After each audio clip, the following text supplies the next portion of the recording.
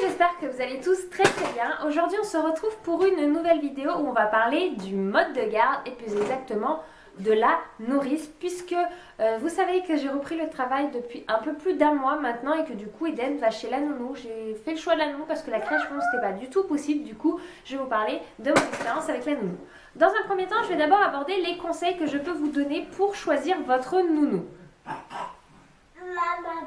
Le premier conseil que je peux vous donner, c'est de ne surtout pas oublier que la nounou parfaite n'existe pas puisque le parent parfait n'existe pas. Donc ne demandez pas des choses impossibles à une nounou sous prétexte que vous êtes stressé et angoissé de laisser votre enfant, parce qu'il ne faut pas oublier que la perfection n'existe pas. Même nous-mêmes, en tant que parents, nous ne sommes pas des parents parfaits et ça, il ne faut pas l'oublier.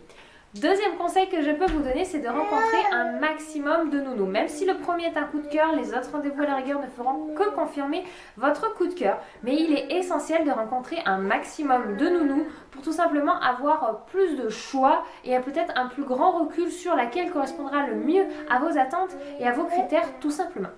Le troisième conseil, on va parler justement de critères.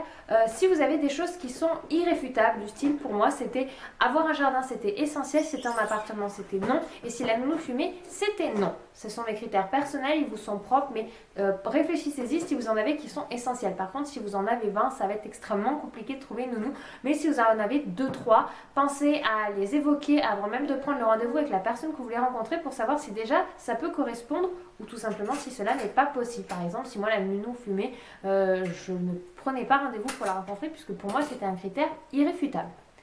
Donc pensez-y. Autre conseil que je peux vous donner, c'est de faire une liste avec tous les points qui vous sont importants d'évoquer auprès de la nounou, puisque nous avons tous des sujets plus ou moins importants lors du mode de garde. Il y en a, ça va être très carré sur l'alimentation, d'autres sur les sorties. Chacun a une vision différente, mais pensez à les lister et avoir une feuille par nounou, tout simplement, déjà pour pas oublier de points. C'est pas un questionnaire ni un interrogatoire à faire à la nounou, mais lorsque vous avez fini de discuter, vérifiez que vous avez bien abordé tous les points qui étaient essentiels pour vous, et si vous en avez oublié, ça vous permet de vous en servir de rappel et de prise de notes pour tout simplement, lorsque vous avez rencontré toutes les nounous que vous aviez à rencontrer, simplement de faire un bilan et de voir finalement laquelle correspond au mieux à ce que vous recherchez. Autre chose à penser lorsqu'on choisit une nounou, je trouve pas trop mal, c'est de mettre en place un petit cahier de suivi, surtout s'ils sont tout petits, pour les biberons, quand c'est qu'ils les ont pris, combien ils ont pris, s'ils en ont laissé, les selles, les siestes, un petit peu tout ça en fait. Moi je l'avais au tout début, après lorsque c'était moi qui déposais, récupérais Eden, j'en avais plus le besoin parce que moi je le savais et mon homme s'en inquiétait un petit peu moins. Maintenant, au jour d'aujourd'hui, c'est ou lui ou moi, et c'est majoritairement lui qui récupère Eden ou qui le récupère. Du coup quand je rentre le soir, des fois je lui demande comment ça s'est passé chez nous, à part me dire ça s'est bien passé, j'ai aucun détail, ce qu'il a pu manger. Alors après je suis pas à cheval sur le plat, la nounou me le dit, mais je sais qu'elle fait du fait maison, donc c'est pour moi l'essentiel. Après je sais qu'elle divertit parce que ça on en a, un coup c'est des légumes, un coup c'est un peu plus de purée ou autre. Elle varie les plaisirs et ça me convient parfaitement. Mais voilà, ça peut rassurer. Puis des fois il y a des nounous qui font un livre, un cahier de suivi où c'est comme si c'était l'enfant qui racontait l'histoire et c'est juste génial. Il y a des nounous qui peuvent même vous prendre des photos et vous les envoyer par message. Si pour vous ça peut être un critère qui peut vous rassurer, pensez-y à l'évoquer avec la nounou. Je pense à peu près avoir fait le tour des conseils pour trouver une nounou. Moi, on va parler maintenant de mon expérience avec ma nounou. Moi, je l'adore. C'est vraiment, j'ai eu 3 nounous au total puisque j'ai eu 2 petits jobs avant et du coup, j'avais fait garder Eden. Mais cette nounou, c'est vraiment ma préférée. Donc déjà, bien sûr, elle a un jardin, elle ne fume pas, elle a une grande maison, elle a un autre petit garçon qu'elle garde. Maintenant, au début, elle n'en avait pas. Elle en a eu un qui est arrivé, même si elle en a un deuxième ou autre, ça ne me dérange pas du tout. C'est vrai que j'en discutais avec elle déjà dès le début de combien d'enfants elle pouvait garder, comment est-ce qu'elle fonctionnait.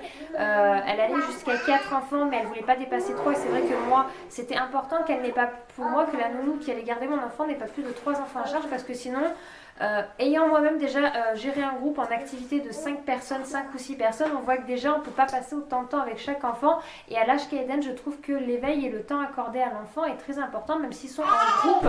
Voilà, elle joue avec les 2 enfants et je trouve ça génial, ça se passe super bien.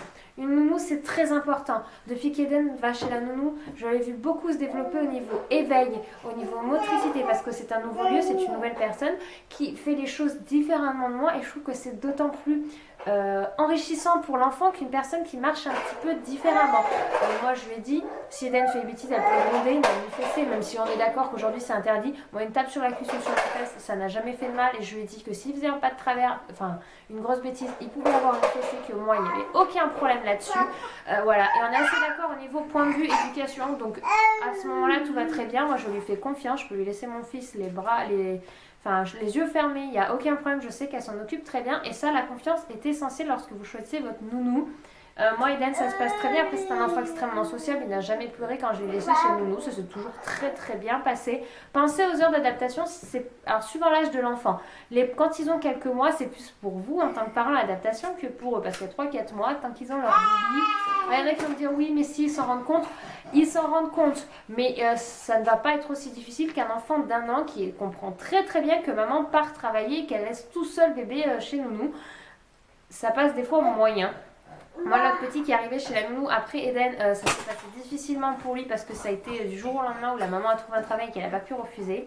C'est des choses qui arrivent et du coup, elle a dû laisser entre guillemets dans la précipitation son enfant chez la nounou et pour lui, ça a été difficile. Il a fallu bien 2 semaines, mais ça se passe très très bien. Et une fois que le caprice de 5 minutes, enfin le caprice ou le pleur, le détachement, c'est pas un caprice, mais que voilà, il a pleuré un bon coup après que maman soit partie, et après il joue et ça va mieux. Donc ça c'est essentiel. Moi la nounou l'amène aussi tous les mardis matin au RAM, donc c'est un endroit où les nounous se regroupent avec tous les enfants qu'elle garde du coup, et je trouve ça génial parce qu'ils se sociabilisent. C'est un petit peu comme s'il était à la crèche, d'un coup il y a tout plein d'enfants, il peut jouer plein de monde et ça c'est juste génial. Personnellement, je suis une grande fan de la nounou puisque c'est un des modes de garde qui ressemble le plus à la maison. Ça reste familial, c'est dans une maison, ils sont pas trop nombreux, c'est qu'une seule personne et toujours la même qui s'occupe d'eux. Et voilà, enfin, je trouve ça génial, ils sont intégrés dans une famille. La nounou a 2 enfants avec qui ça se passe extrêmement bien avec Eden. Tu viens dire bonjour? Oh, t'as raté le lever. Tu viens dire bonjour à tout le monde? Hop là. Et voilà, comme vous pouvez voir, c'est un bébé qui n'est absolument pas malheureux. Hein mon bébé? Voilà les amis, j'ai à peu près fait le tour sur le mode de garde. N'hésitez pas en commentaire à me dire si vous avez des conseils pour trouver une nounou ou partager vos expériences. Et puis on vous dit à bientôt dans une prochaine vidéo. Au revoir!